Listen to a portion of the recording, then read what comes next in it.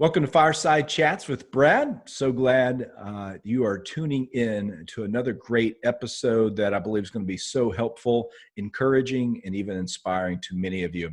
In these unique circumstances, I want to bring content to maybe help you laugh and to help you along your journey while you're being safer at home. And today's conversation is going to be really important for many people, not just those who are trying to navigate safer at home, but for anyone who has an aging parent. So this is a great conversation. Matter of fact, I want to encourage you, if you're watching this on Facebook, share it with your friends. If you're watching on YouTube, hit that share link and spread the message out. But today, I am joined by good friends of mine, Greg and Julie Carr. Welcome, Greg and Julie. Hey, Brad. How you doing, Brad? Good to be on. Good to see you guys. Usually, Greg and Julie are out on the golf course. Matter of fact, I've got the privilege to play with them a couple of times. One time I played pretty well with you. The other time it was unspeakable, but you were gracious in both of those circumstances. But I'm guessing you're not playing a ton of golf right now. Well, actually, the golf courses in Knoxville are still open. Oh, well, that's new knowledge for me. Knoxville just got a tourism boom from around the country by that message right there. Speaking of golf courses, Greg and Julie, thanks for joining me for this conversation. I can't think of anyone more qualified to talk about caring for your parents as they age, because I've been able to, as your pastor, co-worker, watch you guys do that so well through the ups and downs of that. But before we jump into this really important conversation, let our viewers know a little bit about who you are. Take a moment and introduce yourself. And Greg, I would, since you've mentioned golf, go ahead and introduce, let us know the job that you had for many years and then your new job. Oh, okay. Yeah. So I just retired from about 40 years in an engineering profession. And we bounced around the country in that, following my job around from Nashville to Texas to Virginia, and then finally back here to Knoxville about 8 years ago. Settled here and retired, and so I just retired from a sort of a managerial role at the facility here in Knoxville with the company I've been with for a very long time. And so I took a few months off and just hired on as part-time at a golf course here in town to do some various duties there, and with the primary purpose, free golf. There you go. And if you haven't figured it out by the comments I made earlier and Greg's logo on his shirt, Greg enjoys golf. Julie also enjoys golf. Julie, tell us a little bit about yourself. I do love golf. I find more entertainment in it than anything else. We've been married for 37 years. We have 3 kids, 3 grown girls. One of them lives in New York. One of them's in the medical field outside of DC. Another one in Auburn, Alabama. So we've had a lot of fun from them all the way through being kids to, dealing with them, not dealing, but just being their friends as adults. That's been really cool. My most recent career, besides working with you and being on staff at Fellowship Pellissippi, has been, I've been a professional vacationer, one of my favorite things to do in my spare time. So we've had a lot of jokes and laugh about that as I've been able to travel and have some fun and that kind of thing over the past few years. So, and then previous to that, you were in healthcare work. I spent the early years of having kids early on being, I worked in CT. I did CT scan in the radiology department for several years. And had kids. So Perfect. Well, look, you guys are really great examples of tough times, good times, of what it means to care for your family, reach out. This is never an easy conversation to have. And one of the reasons I wanted to have this conversation is because COVID-19, the coronavirus, the safer at home, one of the populations that is particularly at risk are the elderly, because of how this virus seems to affect the body. And we've seen some of the devastating realities at nursing homes across the country. In my own neighborhood, I've got senior adult neighbors just across the street from me, and they've got some underlying health issues, and they're certainly concerned about this.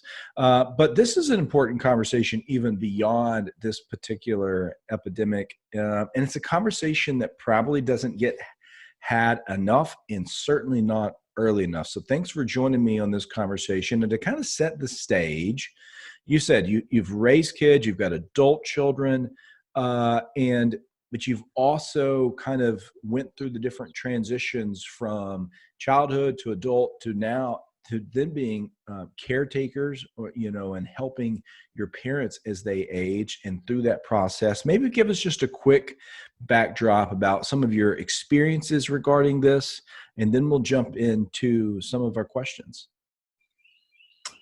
Well, I guess I'll start. So my mom is still living.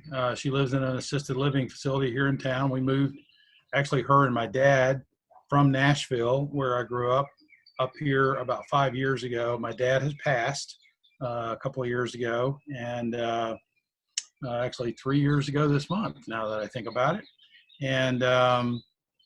And so, yeah, we've gone through quite a transition, I would say, over the last 10 years of them being fairly independent to not very much at all. And then what is the impact on us trying to deal with that? So, Julie, you can talk about yours. My parents are like 8 years younger than his parents. So my dad had also passed away just a couple months after Greg's dad did. And my situation's different in that the decline in my dad's health and all that was due to cancer. And so that kind of set him on a path of, not healing and not being healthy and stuff like that, which made his health decline quicker. Him and my mom were just very independent. I mean, doing everything. So that was a really fast 3-4 year turnaround. My mom is still healthy. She's 81 and does everything, still teaching Bible studies, and she's into it. Yeah, we see some mental decline, but she's still doing great. So this is a challenging subject for so many reasons. It's emotional, not just for the kids, but for the parents who, as you described, this loss or the threat of losing independence becomes an emotional trigger. It's significant because of the economic impact on both the parents and the children and the caretakers. It's complicated because of all the different nuances with Medicare and healthcare and assisted living facilities and medication and so forth. So the subject is so big, we could do like 7 fireside chats. But for the sake of time and to be as helpful as we can to the broadest audience, you guys have put together 5 critical questions that children who have aging parents should be asking. And so I just want us to run through these questions and then hear your guys' experience and wisdom on this. So let's start with the first question I think is really important. Is number 1, is this really any of my business? And shouldn't we, or shouldn't I, if you're single, just let things be as they are and hope for what's best? Great question, because I came up with it. That was such a good question. Thank you for giving me the questions to ask. Yeah, just hope for the best. That's always. Don't plan, don't think about it. Well, I mean, there's certainly a lot of people that, that is an answer, right? That is an answer, to just let things play out the way they will play out. That's not the way I chose to do it with my parents. I did think it was part of my business and more about making sure we prolonged their life as much as we possibly could. When I started seeing symptoms and declines and things that weren't good, weren't safe, weren't healthy.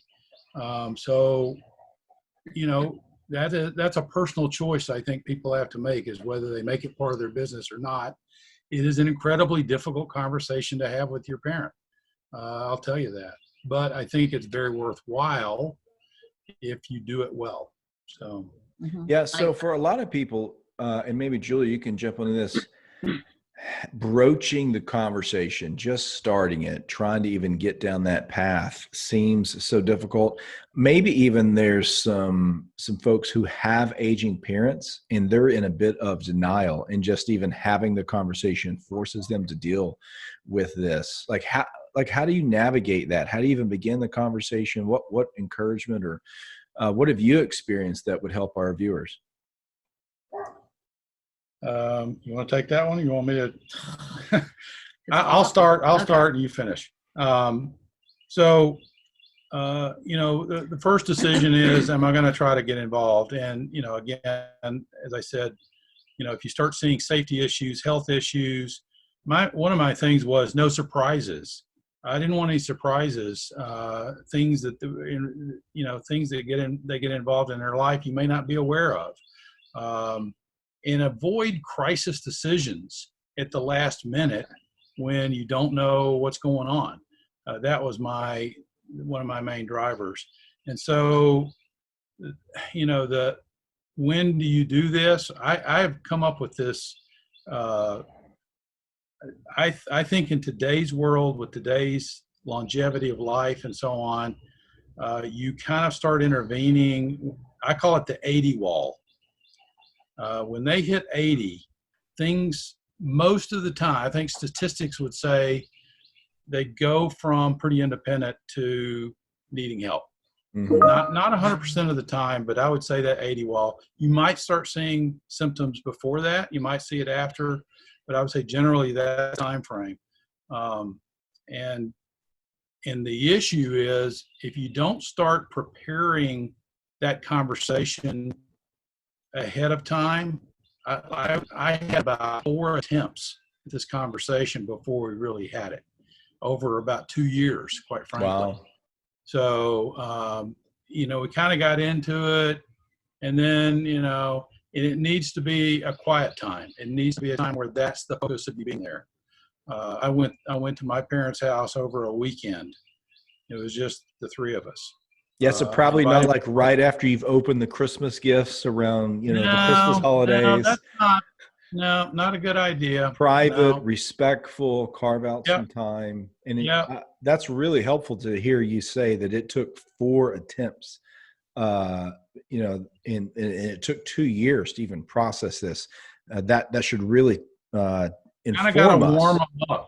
You kind of got to warm them up to this idea that they're eventually going to need help, even though they may not need it right now. Well, and I'm still having those I'm still having those warm-up conversations with my mom, who was there for all of everything that happened with Greg's parents. Their issues were not specific health related. They were more or less just aging health related. General decline. Whereas our situation was worse. So my mom has walked through 2 different examples of how this can go. And I'm still having conversations with her about her future and what that could look like, and, what might she want versus what might she not want, every chance I get, but it's still not well received. Yeah. So one of the things that I hear you saying in a manner of words is you're going to have this conversation at some point in time. It's just, are you going to have it reactively, or are you going to be able to have it proactively? That is true. And one of the issues of that is most decisions made in a crisis are not the best decisions. Yeah. Because you're in a crisis, family members potentially all over the country. It's hard to make decisions. You don't want to leave people out. And when you're in a crisis, that's when bad decisions get made. So head it off at the pass. Yeah, and the other thing I would say is that 2-year thing I was talking about, if you're around your parents regularly, you don't see it. Right. Kind of sneaks up on you. You don't see it happening. It's like, when you have a friend that hasn't seen your child when they were 4, and then they see them when they're 6, they go, wow, they've changed a lot. Yeah. The same thing happens in this world. So one of the advantages I had, quite frankly, in this whole thing was we lived in Virginia when they were going through this period, and we would only see them about every 3 or 4 months. So I saw dramatic changes, because I would only see them every 3 or 4 months. That's really helpful. Maybe if you are living in the same community and you're seeing them, and you've got that disadvantage, if you hear other people make comments. Hey, did you know that should maybe be a little bit of a trigger warning that they're seeing something that you're not. Yes, exactly.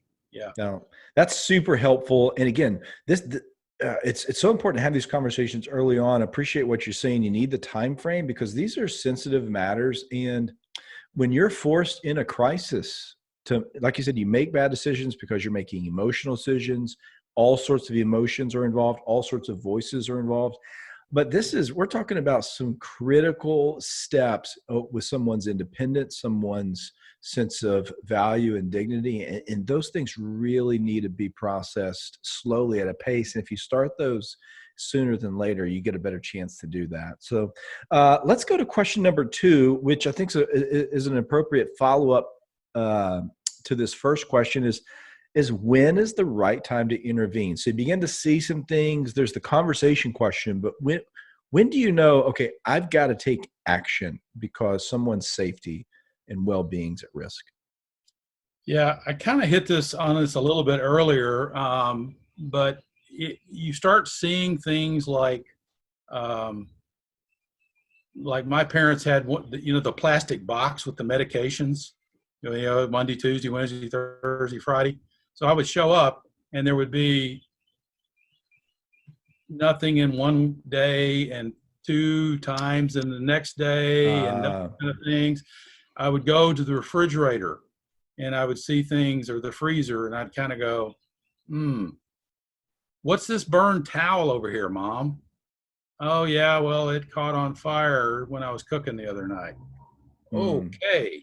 So you start to see signs of things that are out of the ordinary that you've not typically seen before, maybe some forgetfulness, misplacing something. Yeah, my mom says to me one day, Dad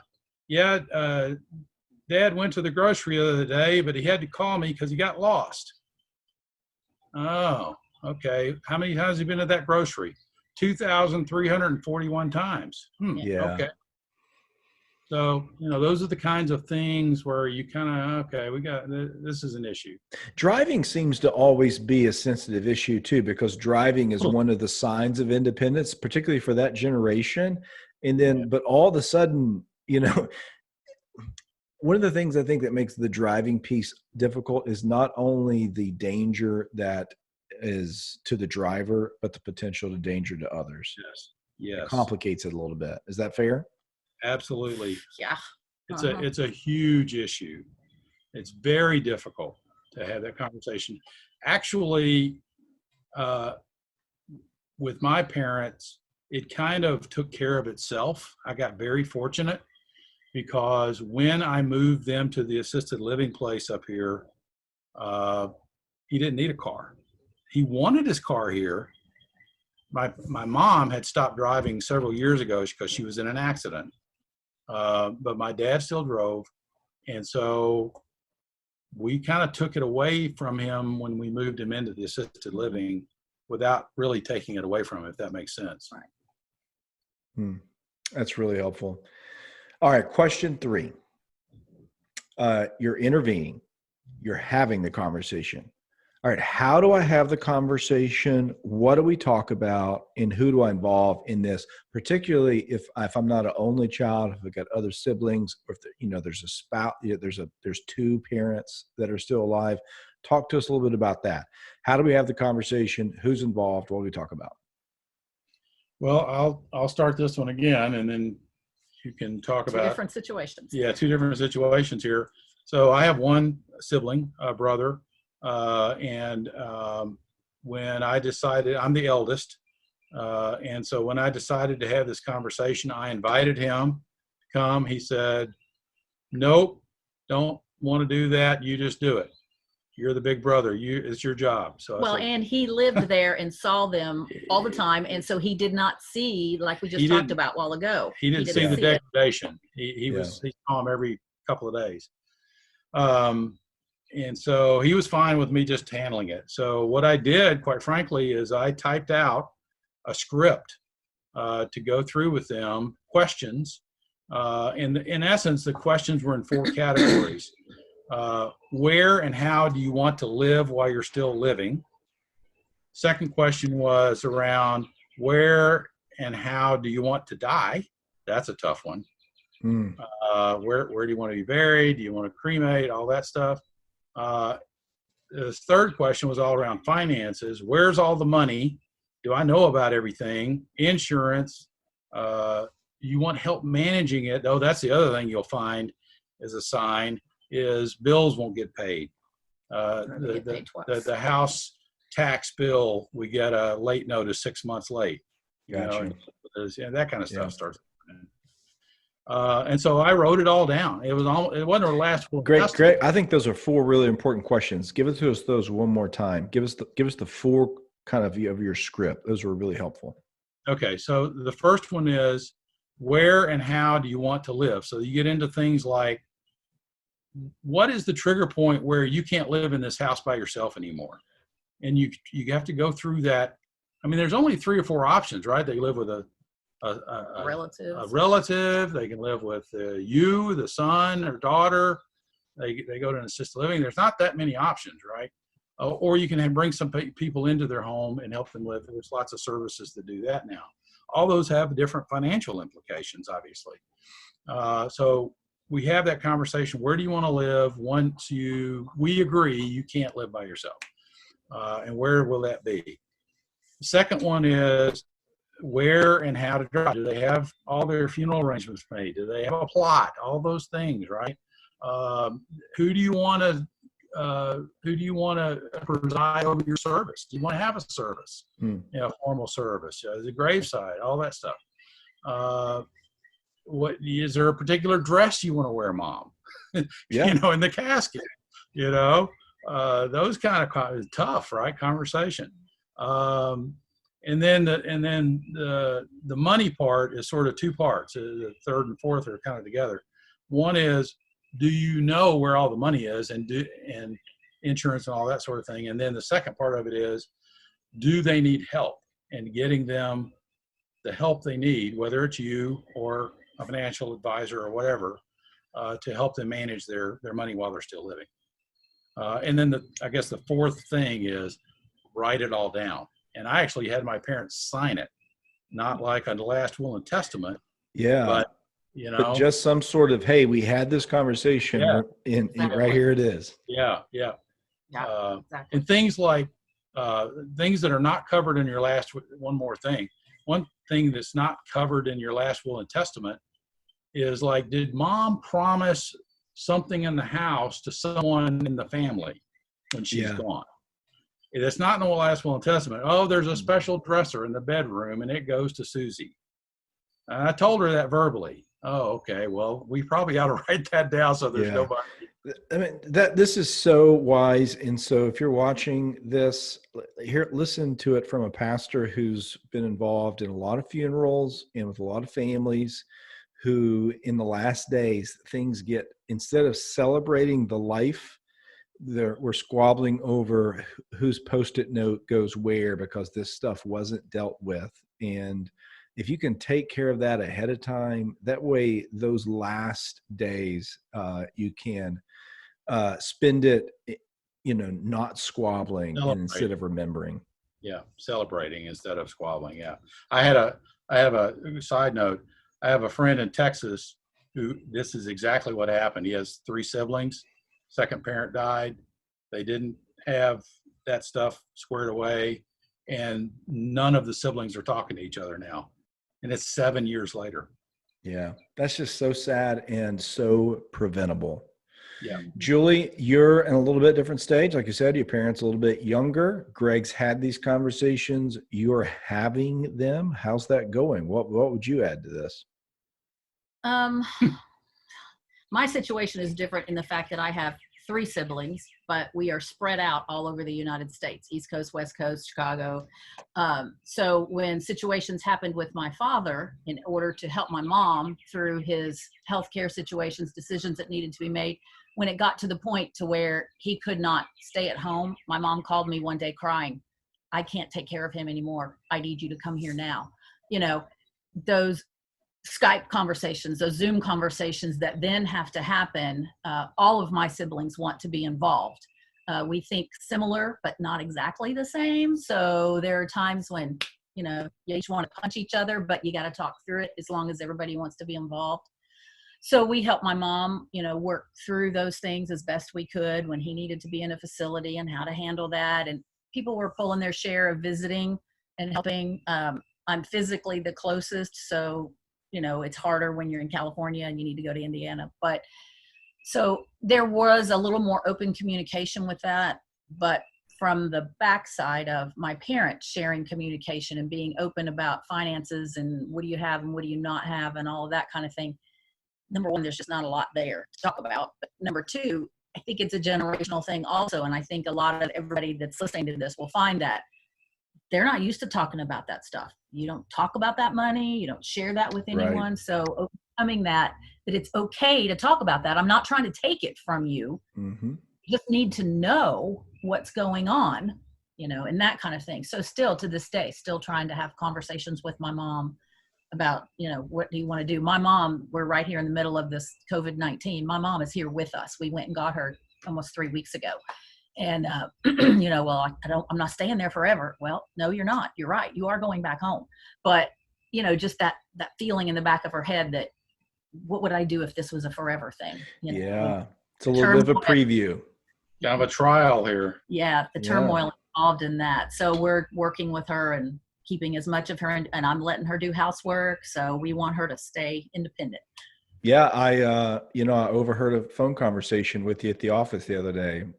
She was doing laundry and I thought, well, that's not so bad right there. Yeah. I liked it. I like it a lot. Yeah. We call her Alice. Oh, that's good. Hey, let's move on to question 4. Man, once you kind of have these conversations and then things get to the spot where you're stepping in, you're really becoming a parent's advocate now. And frankly, if I was in that spot right now, I would know so little about Medicare, Medicaid, how to make those decisions. So how do you help? Here's question 4.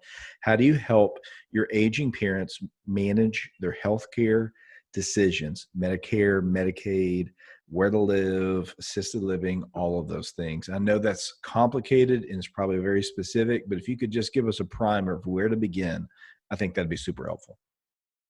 Yeah, that's a whole session. I think you need a college course in some of this kind of stuff. I did a lot of that with Greg's thank goodness. parents. While I was still working, Julie was taking care of a lot. There's a lot to this. So she's the educated one. I'm going to hit a few bullet points, knowing that there's a million more bullet points that could be 7 more sessions, and there's things under each one, but just questions that might make people out there think, ooh, I don't know anything about that. But let me tell you, it will happen quickly. Things like you mentioned, number 1, being an advocate. If your relative, your parent goes to the hospital, you need to be in that ER with them, because 9 times out of 10, your parent will not be able to explain to them their history, their medical stuff, what's really been going on, and get it right.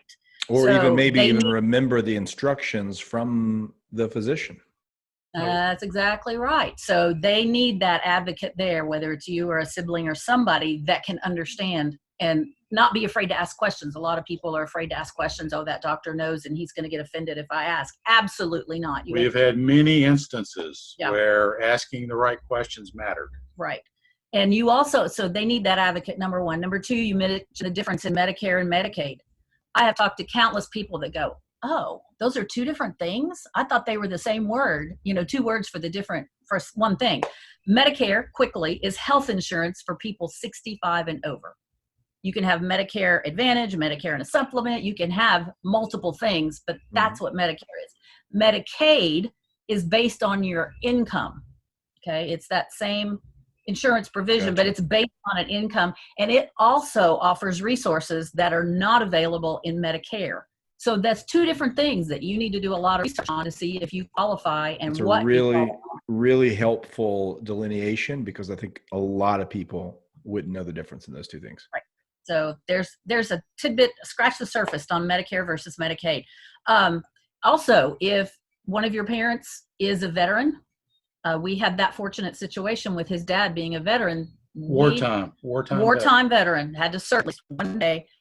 There are benefits that they can get out there that most of the population, in fact, I was told 33% of veterans don't even know these benefits are available for aging parents needing assistance. So, And it's a significant amount of money. yeah, it's nothing to blink at.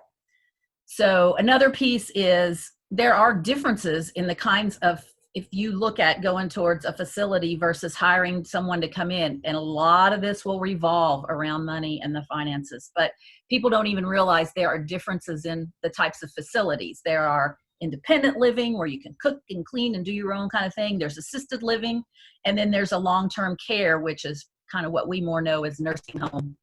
That's the common phrase. But there are qualifications to get in each of those, and there are qualifications of why things that will kick you out. And so it's an education in what you might need to. And I would say even do. the assisted living, what we have found out, there's kind of different levels of assisted living. Some provide more care than others, I would say. So it matters which one you pick based on your parents' situation. Right. Yeah. So here's one question for you. And if you don't know the answer to this question, you have a lot of research to do. So let's say your relative goes into your parent goes into the emergency room, and you realize that because of what's happened, no matter, whatever, they're okay, but not enough to go home. The ER, they can't go home at that point.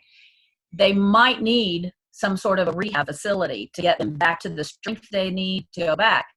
Do you know that unless they stay in the hospital over 3 midnights, 1, 2, 3 days over a midnight, that will allow them to be bumped up on the list in a rehab facility?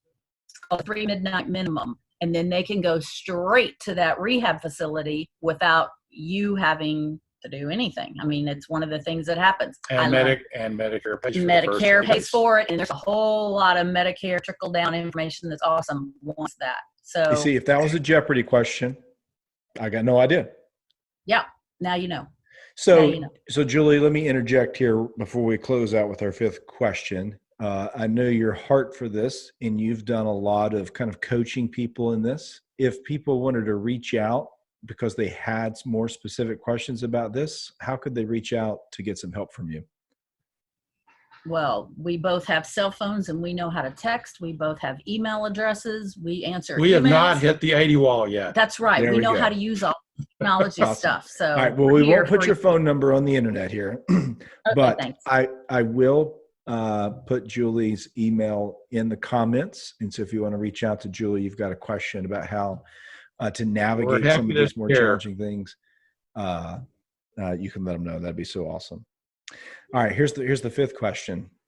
How do we love them well and live out the 5th commandment? For those of you not well versed in the Old Testament 10 commandments, the 5th commandment is to honor your father and mother. It's also refreshed for us in the New Testament. So how do you honor your father and mother, especially when dealing with the potential anger over losing your independence or dementia-related diseases? Because this isn't just easy in the moment. This is challenging. It's going to stress you. It's going to test you. It'll even test your marriage because of the challenges it brings. It's almost like having a newborn in the house again in some ways. So how do we do that? Well, that's a really good way to think about it, what you just said. What I've learned is that as they age and certainly their mental acuity degrades, they become more childlike. And the logic that you would normally use with an adult doesn't work anymore. And the emotions are different. And so you just have to ask them questions that sometimes you have to help them with the answer, quite frankly. But that is the way I think about it. I think about it with my mother right now, and even with my dad when he had some dementia at the very end there last year or so. You just have to keep repeating things. You have to be accepting that they're going to repeat things to you you've heard, 1,003 times already, and just act like it's the first time you've heard it. And it's so hard Yeah. because you want to go, I told you that 10 minutes ago, and it's so hard. So you have to really affirm and try to be as positive because they don't know. And affirmation. And when they get to that, before they get to that stage, sometimes it's affirming and understanding. I don't know what you're going through because I've never been there, but I know that no one ever wants to leave their house. I do know that that's true. So you're affirming what they're saying and thinking before you move into, but you got to change. You know what I mean? So that's so good. Let me just wrap us up with this thought. I shared to a group of people. I've shared this to multiple people that one of the things that's maybe corrosive in American culture is how we imagine dignity. There's nothing more joyful than to watch new parents walk out with a new child for the first time to the hospital. I mean, we've got 17-point seatbelt harnesses now. They drive 12 miles an hour home. I mean, they're just so, they care. And this baby that is so precious, that they're so protective of, can do absolutely nothing for them. It is just a drain on the resources. All it does is eat, poop, and wake them up in the middle of the night. And it goes on for months and months and months and months, but never would we question the beauty, value, and dignity of that baby. On the flip side, something happens where, and I've had this happen multiple times in ministry where, an aging or an infirmed congregant would say, we just really don't want visitors now to maintain dignity, as if somehow or another their inability to produce and create and offer me something is what gave them dignity to begin with. And that's just not true. We're born with intrinsic dignity because we're created in the image of God. And even when our parents are older and infirmed and no longer offer us in some sort of material sense something that's for our benefit, and they still have the same dignity they have when they walked out of a hospital someday. So as we care for them, we're actually doing for them what they once did for us. That's right. That's exactly true. You nailed it. Greg, Julie, this has been so helpful, informative, and enlightening. And if you're watching this and this was a benefit to you, share it with friends or family members that you think might benefit from it. Greg and Julie, thanks for joining me today. Hey, thanks for Our letting pleasure. us tell our stories. Just like Chick-fil-A, it's been our pleasure. All right. Well, enjoy your time on the golf course. And again, this has been Brad with Fireside Chats. Until next time, take care.